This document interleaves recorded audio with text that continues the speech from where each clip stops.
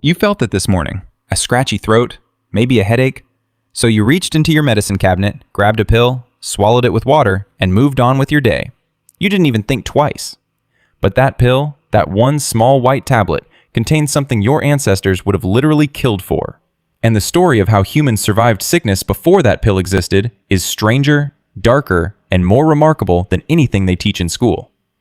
Getting sick 50,000 years ago wasn't just uncomfortable. It was a death sentence, unless your tribe did something about it. And what they did will change the way you see medicine forever. Let's start with something that should be impossible. In 2017, researchers excavating a burial site in Shanidar Cave in northern Iraq made a discovery that changed what we know about Neanderthals. FYI, Neanderthals are our ancient human relatives who lived in Europe and Asia until about 40,000 years ago. However, they found the remains of a man who had lived to around 40 to 50 years old, which is pretty old by Neanderthal standards. But what shocked scientists wasn't his age, it was the state of his bones.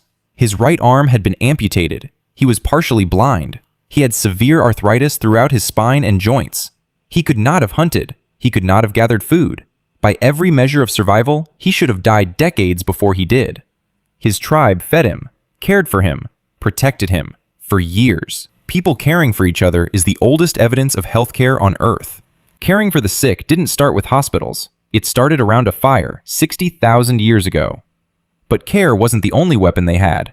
They had plants. Long before anyone understood bacteria or viruses or inflammation, humans were learning, through trial and error, through observation, through thousands of deaths, which plants made you feel better and which ones killed you.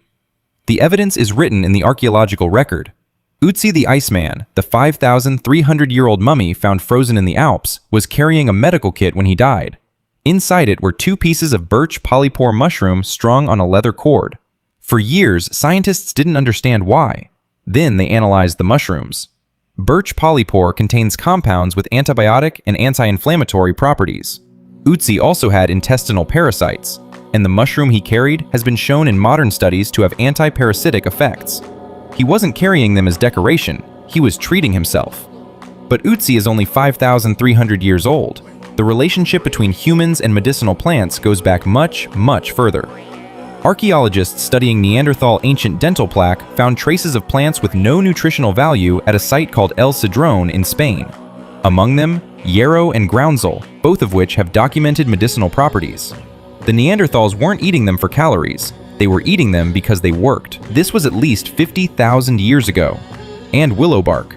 Humans have been chewing willow bark for at least 3,500 years, documented in ancient Egyptian medical papyri. The active compound in willow bark is salicin. Your body converts salicin into salicylic acid. In 1897, chemists at Bayer synthesized a stable version of that compound. They called it aspirin. The pill in your medicine cabinet is the same molecule your ancestors pulled off a tree. And now here's where it gets darker. When plants weren't enough, ancient humans went further, much further. In 2018, researchers studying a Neolithic skull found in Spain made a discovery that shocked the medical world. The skull, which was around 5,000 years old, had been cut open, not by injury, by a human hand with a stone tool. It showed signs of healing, meaning the person survived. This practice is called trepanation. It's the oldest known surgical procedure in human history, and it has been found on every inhabited continent. Skulls with cut open holes, some healed, some not, have been found in Peru, France, Russia, China, and across Africa. The oldest examples are over 7,000 years old. What were they treating? Researchers believe it was used for severe headaches, seizures, mental illness, skull fractures, anything that seemed to involve the head. The idea that something inside the skull was causing the problem and that cutting it open might help was ancient humans reverse engineering a problem they couldn't fully see. And the survival rate was not negligible. Studies of Neolithic trepanation skulls suggest that somewhere between 50 and 90% of patients survived, based on the bone regrowth visible around the edges of the cuts. These weren't botched attempts. They were practiced procedures passed down through generations. But there was someone in charge of all of this. Someone who knew which plants to use, how to cut a skull, and when to do which. The shaman. In virtually every hunter-gatherer society that anthropologists have ever studied, there is a single figure who sits at the intersection of medicine and the supernatural. The shaman, or healer, or medicine man, depending on the culture, was the most critical specialist in the group. Where a hunter's knowledge kept the tribe fed for a week, the shaman's knowledge could keep them alive for a generation. A 2021 study published in PLOS ONE analyzed grave sites from the Natufian culture in the Eastern Mediterranean, dating back roughly 12,000 years. One burial stood out. The body was a woman in her 40s.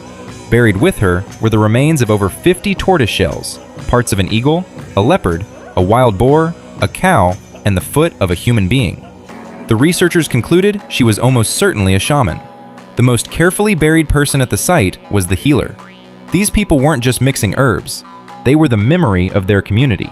They carried the accumulated medical knowledge of dozens of generations, passed down through practice, story, and ritual.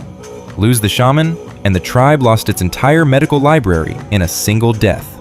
And then there was fever. Modern medicine spent decades trying to suppress fever aggressively. Ice baths, medications to drive the temperature down immediately. It turns out, this was wrong. Fever is not your body malfunctioning. It is your immune system turning up the heat to kill pathogens that can't survive above a certain temperature. Ancient humans understood this intuitively, not in scientific terms. Ethnographic studies of living hunter-gatherer groups show a consistent pattern. When someone develops a fever, they are moved closer to the fire and kept warm, not cooled down. Their bodies are allowed to burn. Only in the last century did we discover the immunological mechanism that explains why that was the right instinct all along. Your ancestors didn't have germ theory, but 300,000 years of dying from infection taught them what worked. The knowledge was coded not in books, but in behavior. Here's what makes all of this quietly devastating. Researchers estimate that roughly 25% of children in ancient hunter-gatherer societies died before the age of 5, mostly from infection and disease. And yet, the species survived. It survived because of the birch mushroom and the willow bark, because of the shaman and the trepanation, because of the tribe that refused to abandon the man with no arm and failing eyes in Shanidar Cave. The next time you swallow an aspirin, you are completing a line that stretches back 50,000 years. Back to someone crouched in a cave, chewing the bark of a tree, not knowing why it helped, only knowing that it did. We didn't invent medicine. We inherited it. And most of this knowledge was discovered accidentally.